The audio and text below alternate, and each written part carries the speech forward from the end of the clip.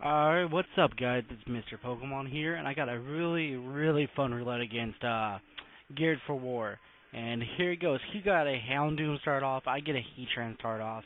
And I'm not gonna go for the Fire Blast obviously.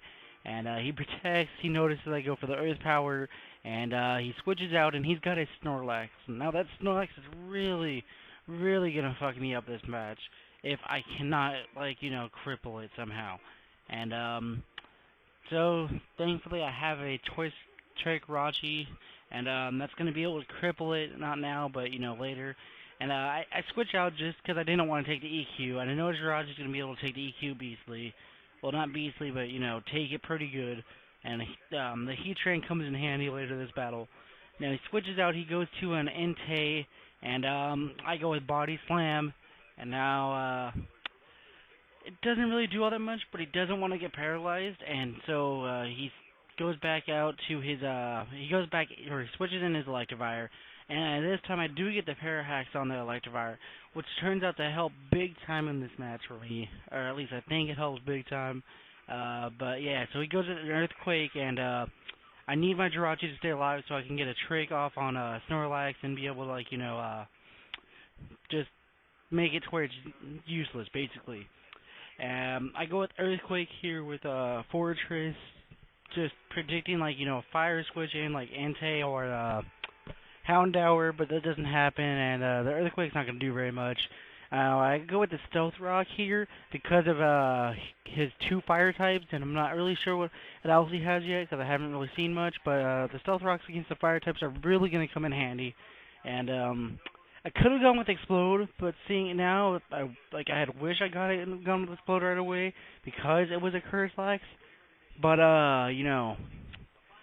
it turns out to work better in my favor because he's at enough HP to where he's not gonna want to rest, and he's got two curses up, and the only chance I have at making this Snorlax useless is if I bring in Jirachi and go for the trick. Now right here, he wasn't expecting it to be tricked because he didn't really get to see if it was tricked or not, because I would have been faster than his Electivire and stuff because of the Parahax. But I was able to trick on the Choice Scarf, and now the Snorlax is not going to be, like, it's not going to be faster than anything, and I do have a Zelf, so I'm going to switch into that, so that way he's forced to switch out. And he switches into Electivire, and I went with a T-Bolt just to be safe because I can't go with Flamethrower because of Houndour.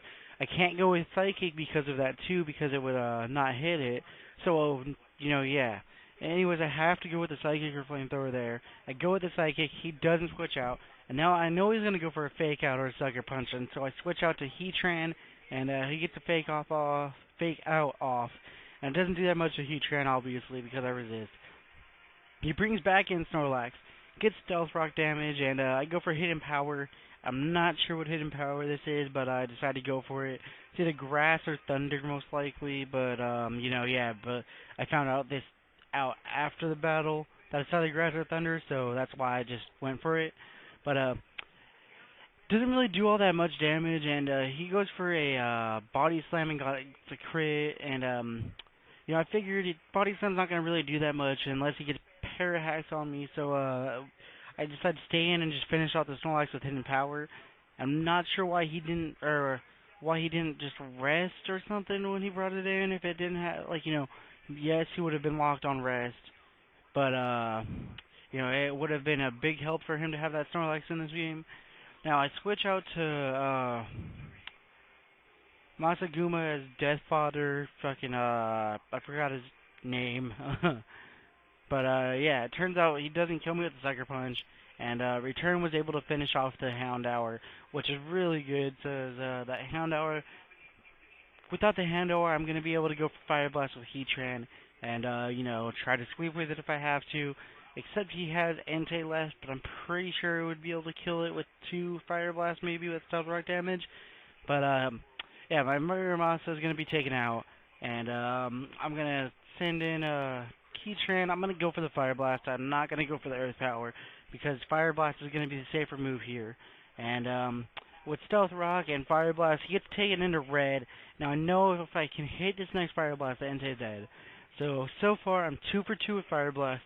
He's only got a Shifty left. I haven't seen his last guy, so I'm hoping it's something that Heatran's going to be able to take out with Fire Blast or do a hefty chunk of damage. He still hasn't seen my Starmie that I have, and I still have a Focus Sash on his elf, so I'm sitting with some pretty good pokes left, and it turns out to be a Steelix. Now, if Fire Blast didn't kill by some miracle, I would have brought in like Starmie and gone with Ice Beam or something, depending on how low he is, just to be safe. Or Surf, I mean, not Ice Beam. Yeah, Surf, because it's a bulky Starmie. Yeah, it's a bulky Starmie, but Fire Blast is able to kill. So far I'm 3 for 3 with Fire Blast, and last thing he's got left is Shiftry.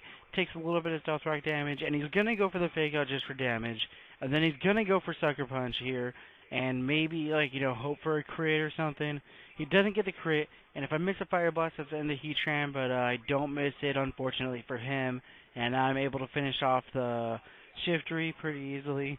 If I did miss it, I would have just brought in a Zelf, and yeah.